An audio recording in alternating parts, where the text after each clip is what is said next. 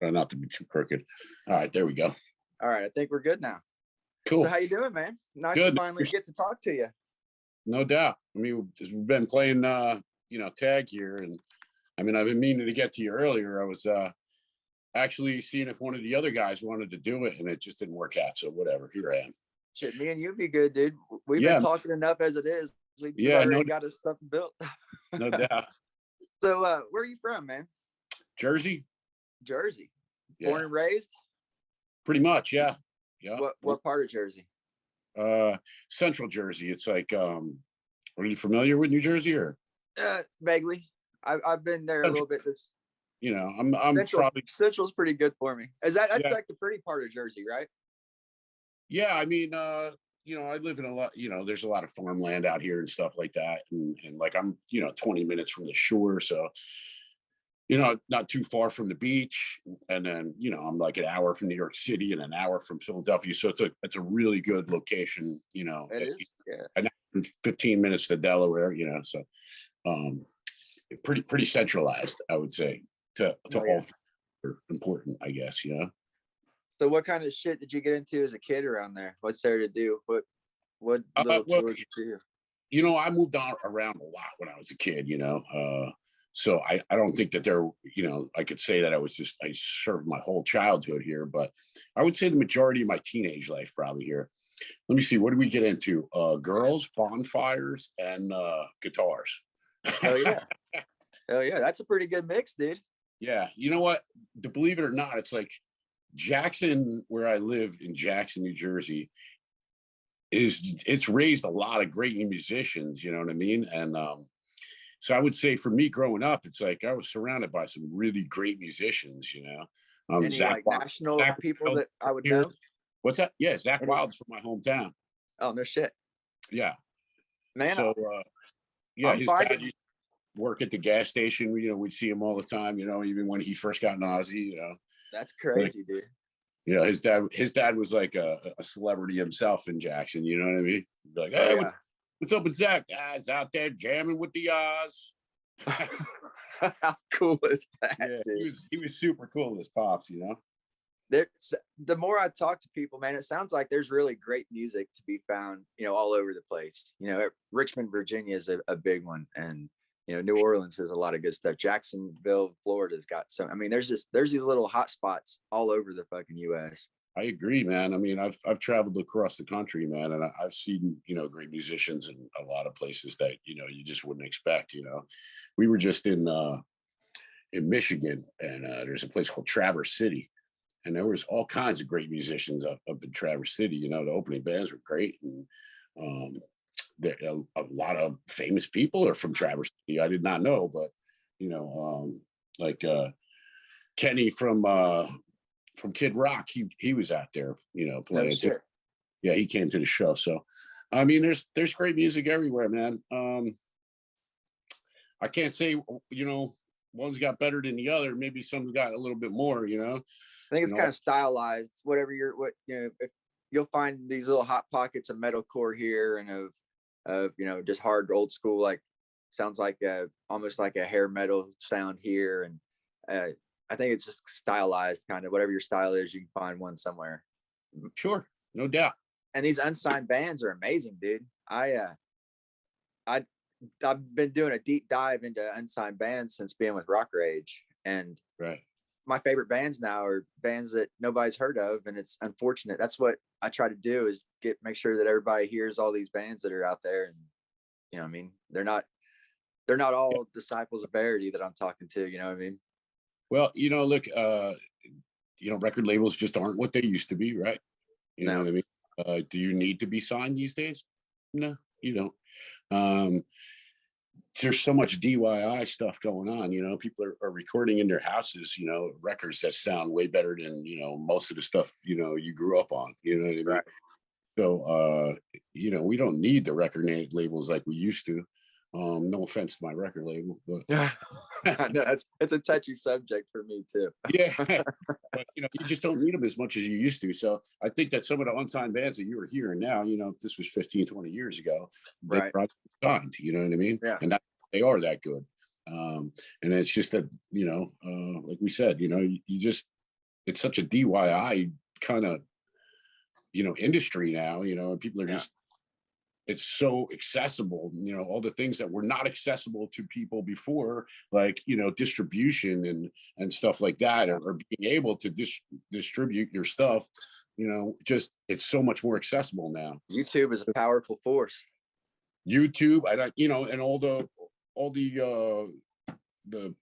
streaming sites out there, as far as being able to get on them, it's a lot more easy now too.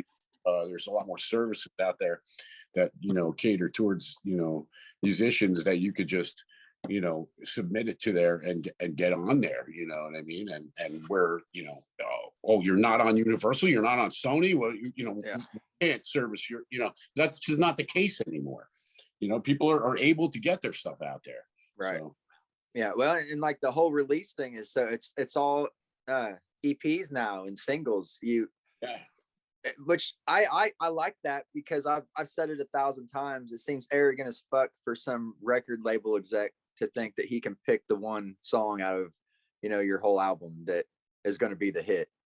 And then people that aren't like true music fans, that you can always tell a music fan by their favorite song's a B-side, and they're the ones that listen to the whole album, where a lot of people are just listening to top 40 and miss gold.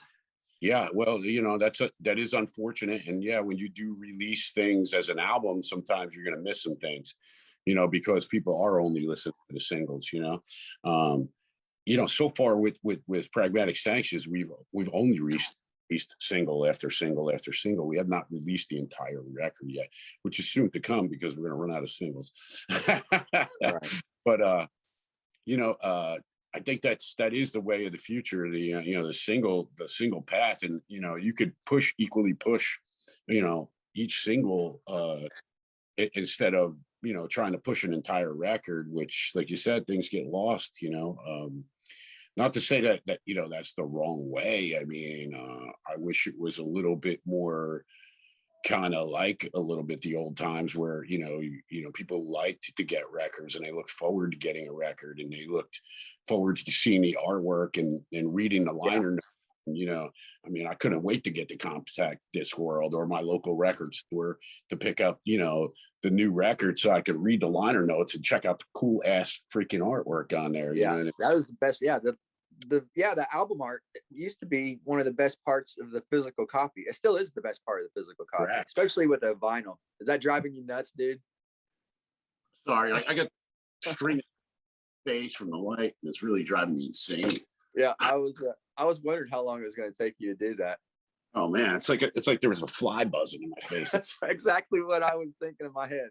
I was like, that's got to be driving him nuts. I was just going to let it go and act like I didn't notice it, but yeah, but you did.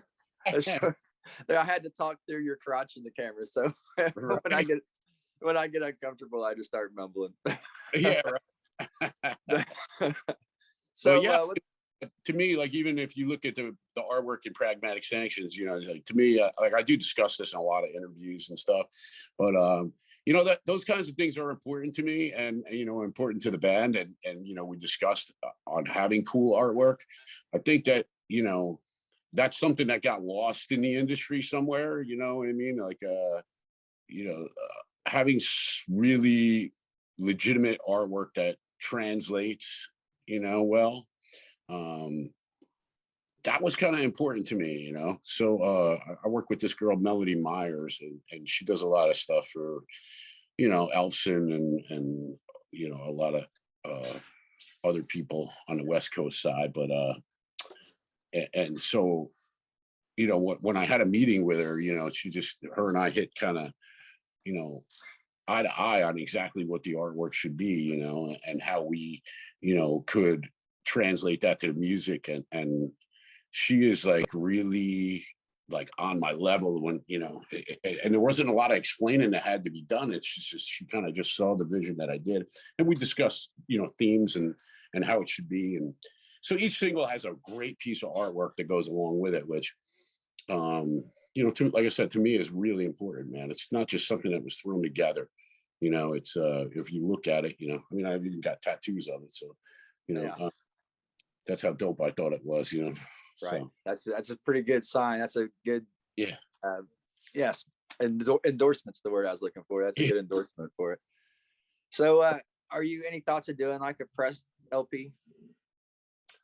We actually are.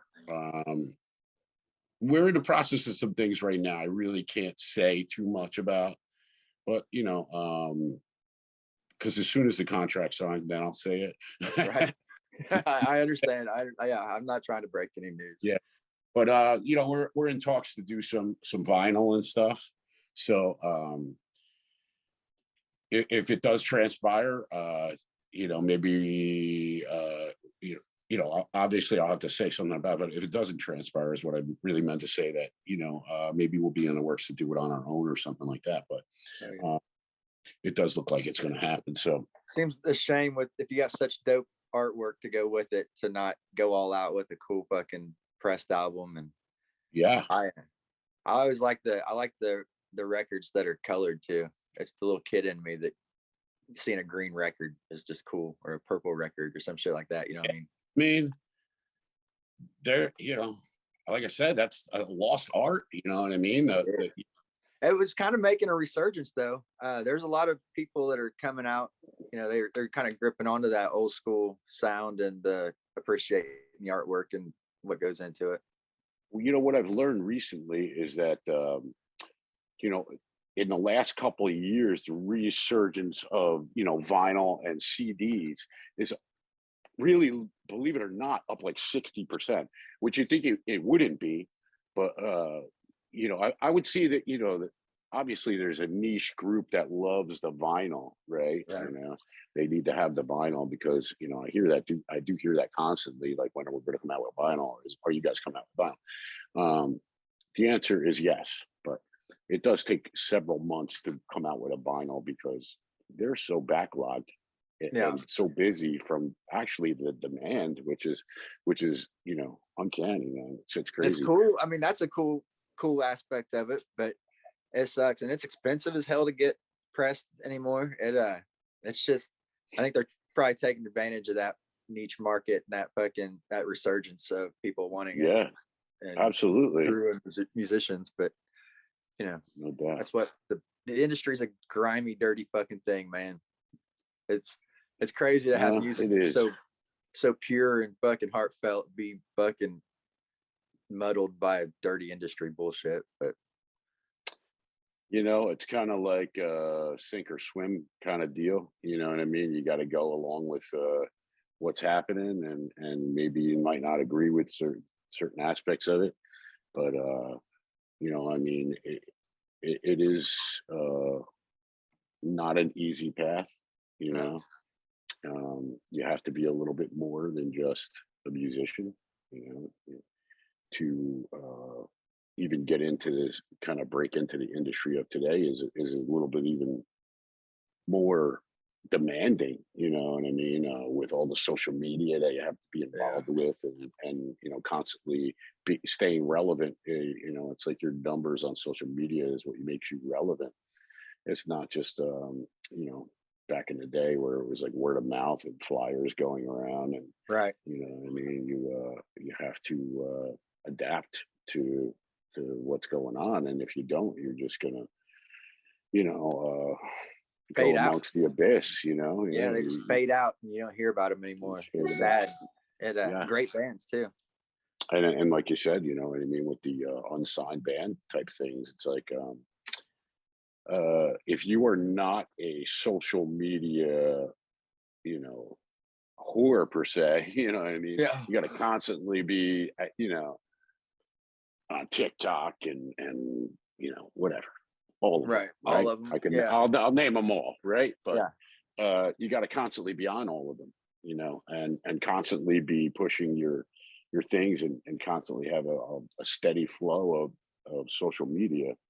And it's tough to do that if you're a person who doesn't get paid doing that. You know what I mean? If you got to keep a day job and write your songs and produce your stuff and record and it's just, there's so many hats you got to wear. And I'm not going to say I'm not one of them, because I'm that guy who's working a day job. I produce all the records. I do most of the writing. I sit here in this basement and and waste the day away most of the time. Yeah. Yeah, it goes quick, doesn't it? Yeah, it does, man, because That I'll list tell you doesn't what, seem to get near short enough either. no, It just, it doesn't. I feel you, dude. I really do. Yeah, But I'm that's good constantly to see that plugging you're away. getting some fruit for your labor, though. I mean, what's going on with the band now? You said you just brought up playing in Michigan. Where what's going on? Well, I mean, we just did a northeast semi Midwest tour that we did, so we got out there in the middle of COVID in January here, There you and go. we only did 10 days, but It's nice to get out though, wasn't it? it was great to get out, but obviously things are still fucking screwed up out there. I Yeah. could say fucking, right? Okay. You can say whatever the fuck you want, dude. This is Rock All Rage right, Radio. cool. Fuck yeah. That's why So I can't do terrestrial radio because I can't deal with all that. I sit here and smoke weed my entire fucking interview. yeah, that's cool. That's how I deal with nerves. Yeah, I hear you, man. But yeah, so we just did that. We that went really well, and the crowds were good. But it's like every city you went to, it's like we had some local support in every show, That's and always at nice. least one band canceled because of COVID. So and it was beginning of January was probably the height of this whole pandemic, and so people are scared still, you know what I mean? It's coming around. It seems like it's starting to ease up every week that goes by, and every month that goes by. It's kind of like it let up around late summer, August, October last year, but then we got back up into a spike there. New strands, and there's always something. Dude. Exactly. I can't keep track of it. It's that's exhausting in itself to try to keep track of. Yeah, exactly. Yeah, I mean that's why I went to Florida for like 2020, most of it, just because it was open and I could, live music, and I could be around. I needed it. I couldn't stay up here and be shut down, and right. I don't know. I'm bad. I think all the shots they gave me in the military made me impervious to it. You never know. Who knows what they were giving you, right? That's what I'm saying. One of them's done that, and one of them's made me, I don't know, act the way I do now. I can deal with it though. Yeah. So that's what weed's for. What's next for the band? What do you got coming up next? You got recording, writing, all that good stuff? So we are in the middle of writing a new record. I would say that we're like 8 tracks in. We want to get like maybe 12 or 14 out there, but it's a daily grind with that. I want to say that it's going very well, and so we want to try to finish that within the next 8 to 10 weeks. You know what I mean? But we do have some shows possibly lined up in April. I'm not going to say exactly what it is until it's announced again. I know how it is. Yeah, because obviously, people want to see you in certain places. They start, why aren't you coming there? Why aren't you going there? So, we're working on some things, that's for sure. And it's pretty big. So there's some pretty big stuff going on, but I can't mention anything. So I gave you pretty much none of the answers that you were looking for, except we are working on a new record. That's all I needed. I just needed you to talk to me a little bit. Yeah. No, I mean, I want to tell you more. We do have a video that we just finished. We just shot a first single that we did. It's called Thread the Needle. So we just shot that in Hoboken, and that is finished right now. So we're waiting to hopefully put that single out. But again, I don't have a date on that yet either. So did you have fun shooting the video? Was it a good time? Video was excellent. Yeah, we shot it at the dude Laz from Il Nino. He's got a studio in Hoboken, so give a plug out to Laz. So we shot it at his studio in Hoboken, New Jersey, which is right across the bridge from New York City. And it's going to be a dope video. Let me tell you that. It's going to be dope. Cool. I can't wait to see it, man. Y'all love it. And so we try to put for every single that we do, we try to put out a video for it, whether it's a weird video, whether it's a visualizer, whether it's a a full on video, but this one's a full production video. This will be our third. Yeah. Do you like doing the full on videos? I mean, I have a great time doing them. It's a lot of work like anything else, usually a long day or a long 2 days or 3 days sometimes, the IMI video took 3 days to shoot. So, a couple different locations. Yeah. We had actors in that and all that. So, that was a big production deal. And then the Unsteady video that we shot way up in upstate New York at this crazy log cabin that must have been like $6 million on this giant hill. Those guys were nuts. Those guys were crazy out there. That was a really cool shoot. That was nuts. Yeah, because they built like this giant fire pit for us. I mean, I don't know if you've seen the video, but they built this giant fire pit, and this guy was like with a backhoe knocking trees down and throwing, making lean-tos out of logs, and he probably spent 3 days getting the shoot ready, and then there was dudes behind. We kind of shot it right at like dusk time in the night. Well, some of it was shot during the day, but most of it was shot at nighttime. And then what they did was there's dudes behind the log piles, and they got a small fire going, and they were just throwing bottles of gasoline on the fire, man. I thought these guys were gonna cook. Rock and roll, like, dude, if that gas came and like went on the guy's arms, I mean, I was like, that's crazy. You guys are fucking nuts. Were you happy with the outcome though?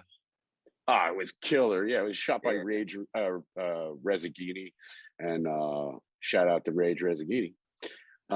So that dude is shot, I don't know. He shoots a lot of rap videos. He shot everybody from Hate Breed to Kill Switch to, I mean, that guy's a consummate professional. You know what I mean? That's what he does for a living. He shoots videos, and he's a good dude and a great guy to work with, and he made it easy. That's cool. That's a big part of it too. That's if you come out of it with having fun and a good experience, that's half of it right there. Because everybody else, they get the final product, but man, you guys have to battle through it. Well, his real name is Dale, but his nickname is Rage for a reason. So you do have to watch where the lines you cross. You know what I'm saying? Yeah. I can see that. I can see it probably works pretty good for his profession. Well, hey man, I don't want to keep you all day. Do you have any social media stuff that you want to plug for yourself or the band? Sure. I mean, you guys can keep up with us on our Instagram or definitely our Spotify channel or our YouTube channel. Facebook, Twitter. We got. What's your Twitter handle? Those get kind of confusing sometimes. It's at Disciples of Verity Grooves. Okay. And also our Instagram is at Disciples of Verity Grooves. Right on. Why is it grooves? Because the fucking shit grooves. That's why. Listen to it and you'll find it. Yeah, exactly. No doubt. Yeah, you should already know. Yeah. Well, hey man, I'm looking forward to hearing the new stuff. I really appreciate you taking some time to sit and talk with me. I'll have to catch one of those live shows, and we'll get together and have us a drink and a smoke. Definitely. Are you down in the Richmond area? No, I'm in around Evansville, Indiana right now, but I travel all the time. I'm a tour manager with a band out of Richmond, and also New Orleans and Houston. I'm actually going to Houston in a couple of days to spend a couple of weeks down there with the boys of Saturate. Okay, cool. Yeah, dude, have a good time, man. Oh yeah, how can I not? I'm going to hang out with the boys of Saturate. There you go, man. They're all right, brother. All right, well, hey, you take care of yourself, and I will see you out on the road, man. You do the same, brother. All right, later on. Be safe out there.